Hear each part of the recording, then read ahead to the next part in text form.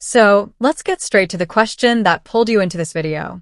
Why does Superman wear his underwear on the outside? Look at almost any version of Superman across comics, cartoons, animated series, the classic Christopher Reeve films, or even modern animated adaptations, and that red pair of trunks is always there. Then you look at Henry Cavill Superman, the version that defined an entire generation, and suddenly that iconic detail is gone. And that leads to the real question. Why does almost every Superman wear the trunks, except Henry Cavill? To answer this properly, we have to rewind way further than most people expect. Long before Marvel dominated pop culture. Long before fans debated suit textures, realism, and comic accuracy online. We have to go back to 1938, the year Superman was born. The world was completely different then. There was no television, no internet, no social media, and no cinematic universes. The biggest celebrities weren't movie stars. They were circus strongmen. These were massive, muscular performers who traveled from city to city lifting impossible weights, bending steel bars, and performing feats of strength in front of live audiences. Their job was simple. Look powerful, act powerful, and make people believe they were witnessing something extraordinary. In many ways, these strongmen were the real-life superheroes of their time. And they all shared a very specific look. Skin-tight bodysuits that showed off their muscles, with brightly colored trunks worn on the outside. The tight suit defined their physique, while the trunks highlighted the waist and made their proportions look larger than life. It wasn't underwear. It was performance gear, a visual language that instantly communicated strength. Now picture two young creators in their early 20s, Jerry Siegel and Joe Shuster, sitting in Cleveland, dreaming up a character the world had never seen before. They wanted someone strong, someone powerful, someone who looked like he could lift a car, smash through walls, and inspire hope at first glance. Naturally, they looked to the strongest figures they knew, circus strongmen. That influence became the blueprint for Superman's design. The tight suit came from the performers. The trunks came from the performers. The boots came from wrestling and stage costumes. The cape came from pulp heroes and old adventure myths. And just like that, the world's first true superhero was born wearing a costume inspired directly by real athletes of the 1930s. But here's the twist.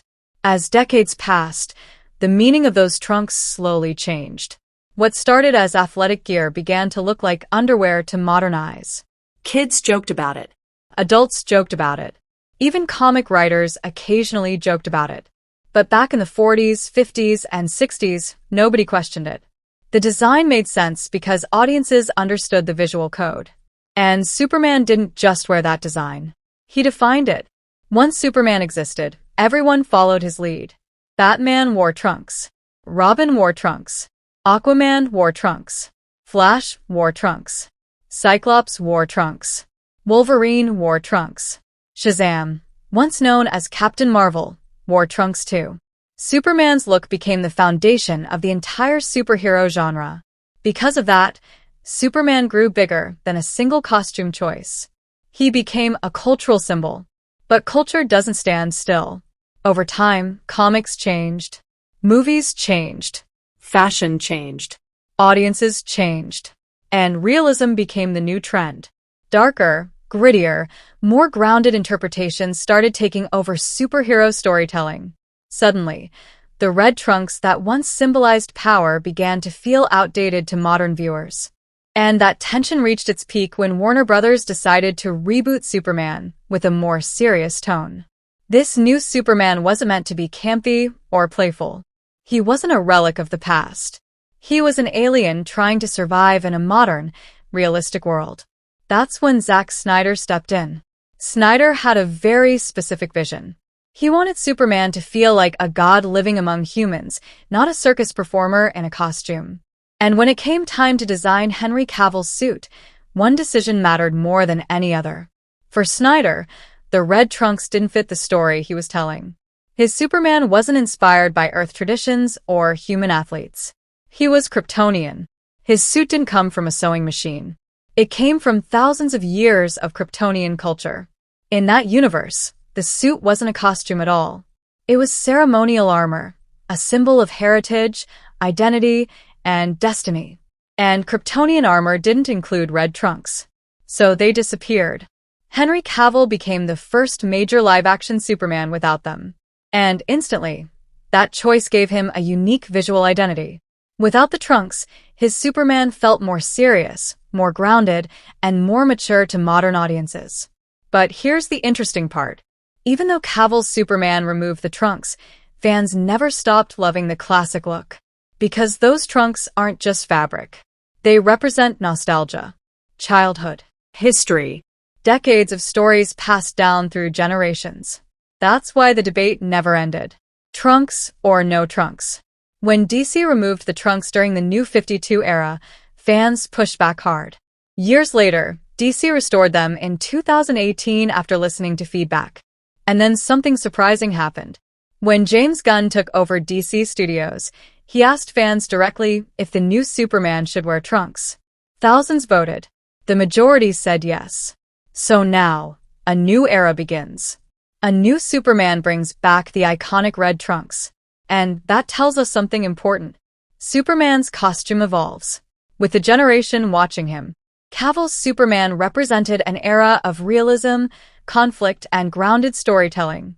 The new Superman represents optimism, color, and classic heroism. Both versions matter. Both are valid. And both reflect what audiences needed at the time.